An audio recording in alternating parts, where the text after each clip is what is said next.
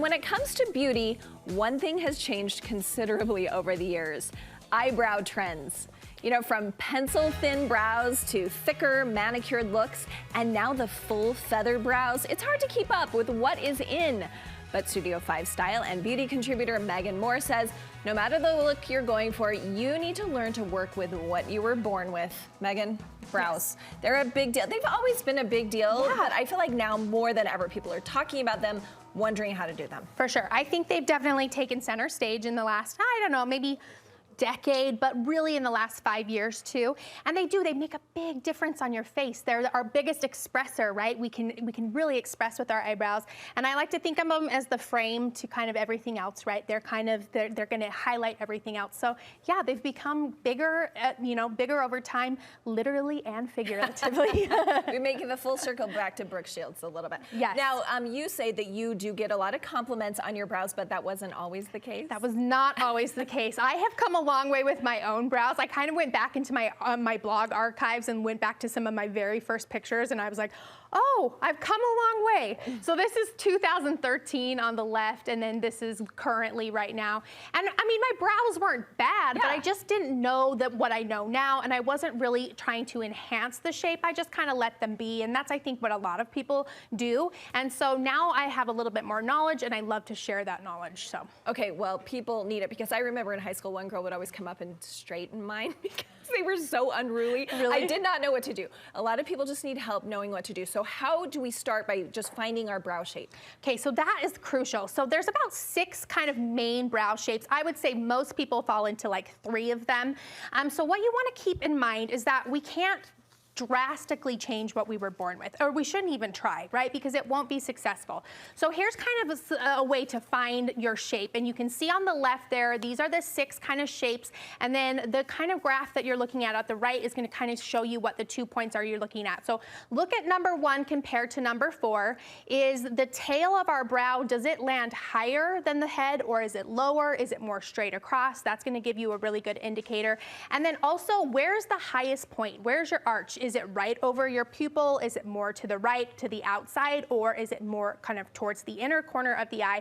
And again, that's going to kind of help point you in the direction of what you naturally have, and then we're going to work towards enhancing it, but we're not really going to try and drastically change it. Yeah, so it's like going to the hairstylist, which you know well. People come in with a hairstyle and you're like, that's not gonna work with your hair. Exactly, exactly. Embrace what you have and then work on enhancing it. And some enhancements take time. If we're trying to fill in and grow more hair, that's gonna take time, right? But other enhancements we can do instantly with a little bit of removal of the hair, or makeup can really make a huge difference. Yeah, let's talk about enhancements. Okay. What are we talking about there? So what we're doing is we're talking about taking the shape that we have, and we're gonna, I think the biggest thing is we want to soften hard lines. Okay. So if you've got really harsh angles or a big transition, maybe from the front of the head of your eyebrows a lot thicker than the end, we don't have a soft gradual transition. So you can see some really great before and afters here.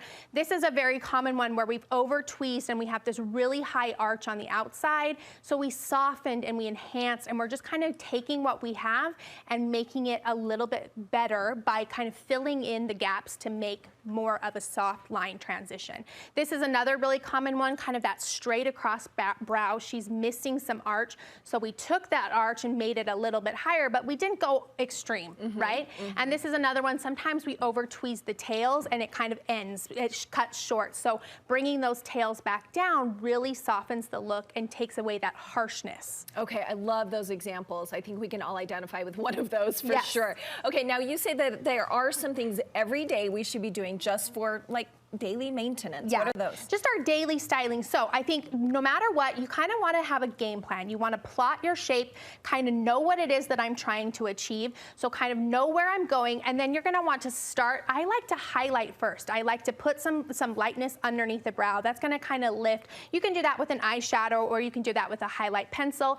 And then you always want to start adding those hair strokes in the middle of your eyebrow, because that's where it's going to be the darkest and kind of the heaviest. I see a lot of people go in in right into the front of the brow, and then sometimes it ends up looking a little too cartoonish. So start in the middle, and then lighter strokes through the head where we want more skin to show, and then finish with a gel or a brow soap, something that's gonna really hold in that shape that we've just created. And I always first just use a little spoolie to like just straighten them out. Yep. Or do you recommend a certain kind? Can we use any old spoolie? Any spoolie is great, and a spoolie is also crucial because we do want to do a little bit of exfoliating every week. So we want to make sure we're getting that dry, dead skin that's behind the hairs off. So a spoolie, so you know, any spoolie will do, but a lot of brow products have one on the back end, or you can just have a standalone one. So yeah, get them in the right shape before you fill in. That's totally great. And then yeah, use that to make sure you're exfoliating. Just by using that is going to exfoliate us. Yep, it's going to kind of pull off that dead skin and maybe even any product that kind of gets built up back there too. So that's a great one as well. Okay, and you brought some products here. Let's walk through. These are kind of your fave products for brows. Okay.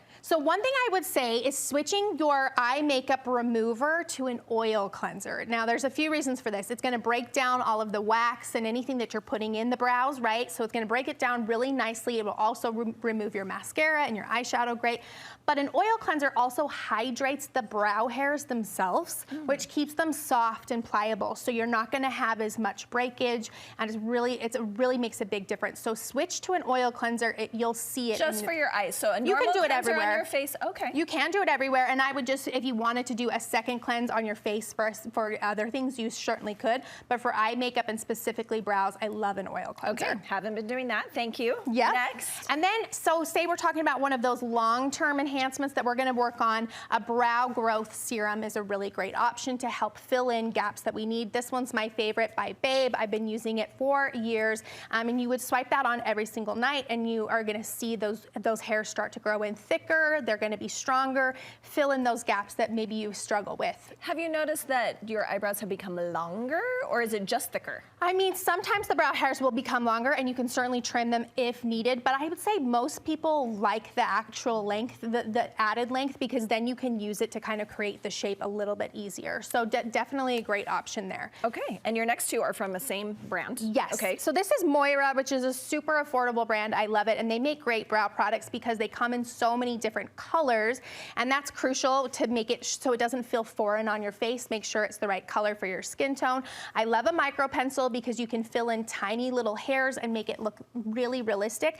These ones are also waxy though, so you can kind of blend and soften them really nicely.